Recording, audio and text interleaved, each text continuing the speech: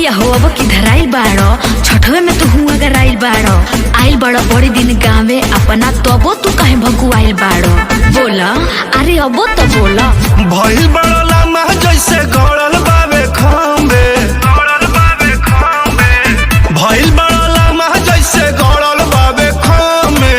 हवे बिहार अपन हवे नहीं बॉम्बे। समझे समझे समझे।